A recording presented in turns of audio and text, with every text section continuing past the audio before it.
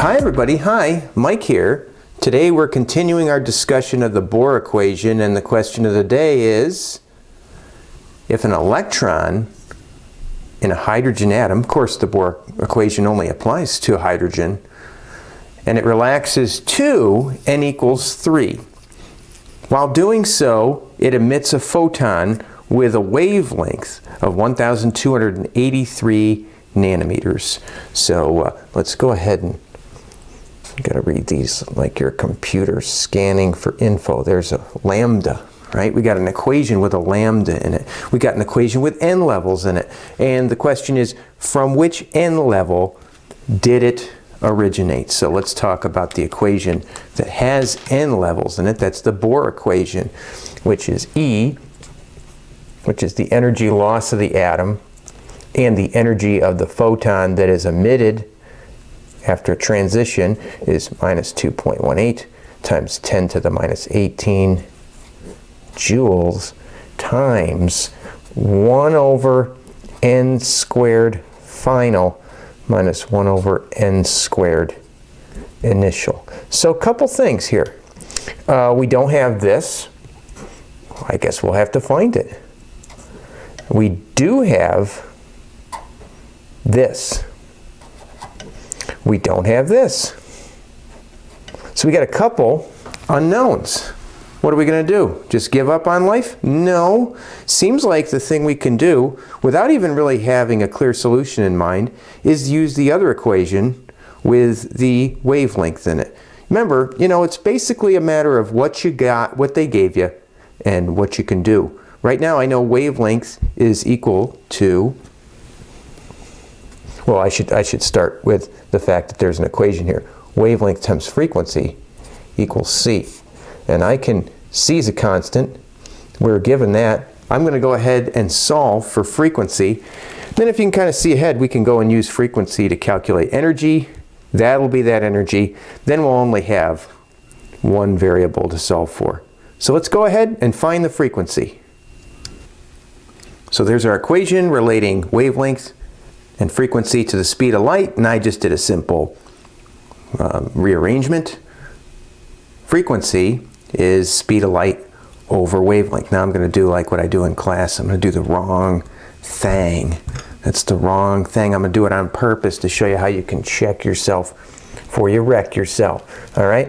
What if I say, okay, 3.0 times 10 to the 8 meters per second? That wouldn't be wrong. But what would be wrong is if I went like this. What's wrong about that?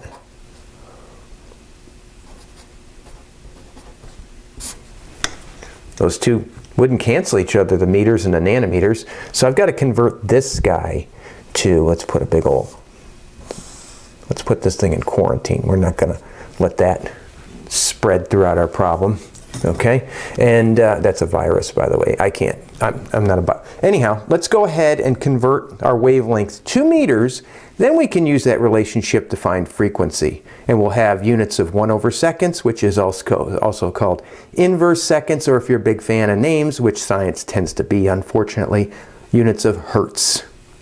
There. Now let's go ahead and convert. Now, hey, you can say that there's 10 to the 9 nanometers in a meter, but I like to put my 1 right there, and then I could say, okay, 1 nanometer is real small. It's nano means 9. So this is, what would be nicer is if I had that in scientific notation. That's 1.283 times 10 to the 3 nanometers. 1 nanometer. Oops, that says nanometers. 10 to the minus 9 meters. Okay.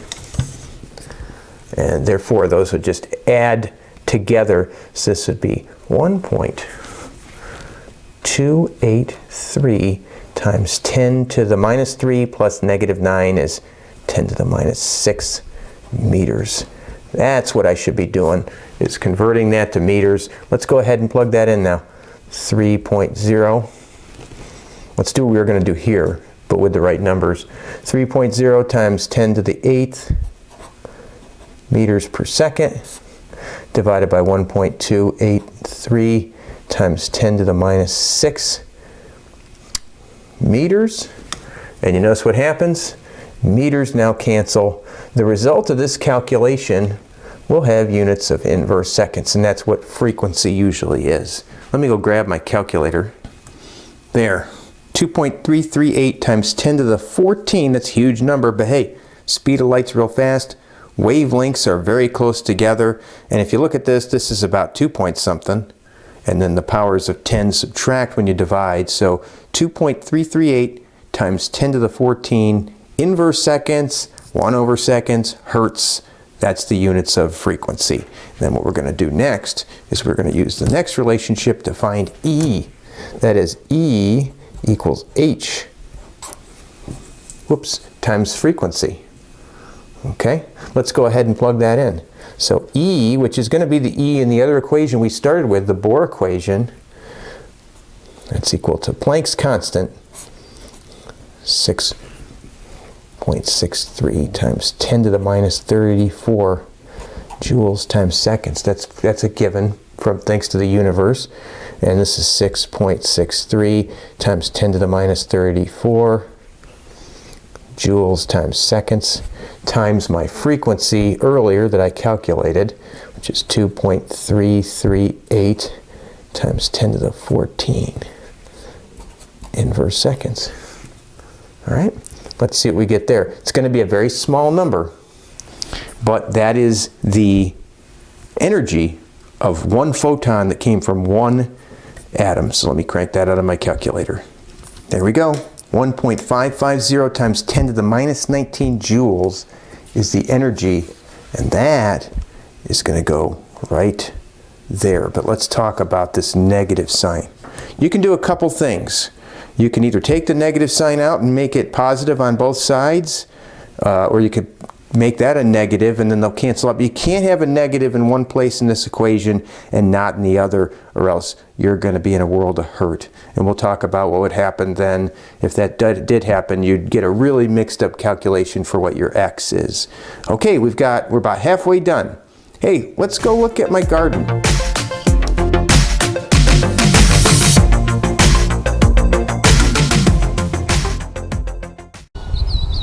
These are leeks. Man, I tell you, I can't wait until like this fall. I'd like to come out in my garden, and there's nothing I like to do than go out in the garden and take a leek. These ones haven't come up yet because they refuse to apply themselves. All right, let's go back inside and finish. I hear police sirens in the background, probably because I came outside. Let's go back in. There we go, guys. Now look, once again, take my advice here. You either got to keep the negatives in both sides, or you got to have negatives not on both. Now these would cancel each other. Now, order of operations. I ain't going to try to be a hero and distribute here. I'm going to go and I'm going to divide both sides of the equation by 2.18 times 10 to the minus 18. There. That would, of course, make this turn into 1. This will be a number less than 1. Actually, if you're not a fan of powers of 10, what you could do is, if you don't like putting exponential notation in your calculator, I could call that 0.1550 times 10 to the minus 18, and it'd be like dividing 0.155 by 2.18. There. So now we get 0.0711 is equal to 1/9. Now, I hope I didn't lose anybody. 1/9 came from 1 over 3 squared minus 1 over x squared. So let's call 1/9. Look, I'm going to go ahead and do that on my calculator. 1/9 is 0.111. Repeating. And you know what? I'll go out to 4 places. So let's isolate 1 over x squared by subtracting from both sides. Minus 0.111. Let's see what we get after that. Oh, I can smell that we're getting close. X is almost by itself. Actually, let's do this.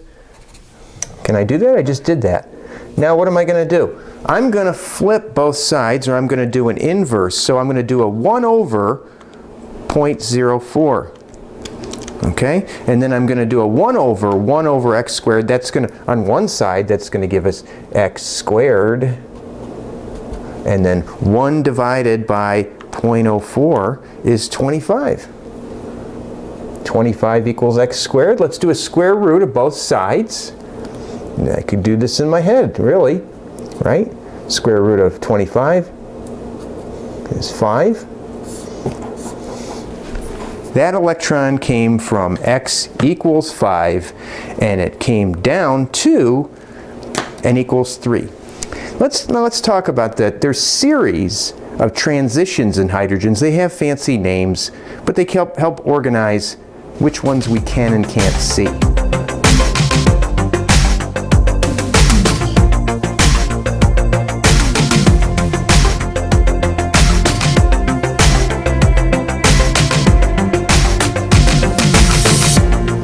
Turns out we can't see the photon that's emitted as it's emitted as it falls from n equals 5 to n equals 3. That's in a different series. The series we can see, and if you go ahead and look at experiment 9, you're going to do a calculation kind of like this one.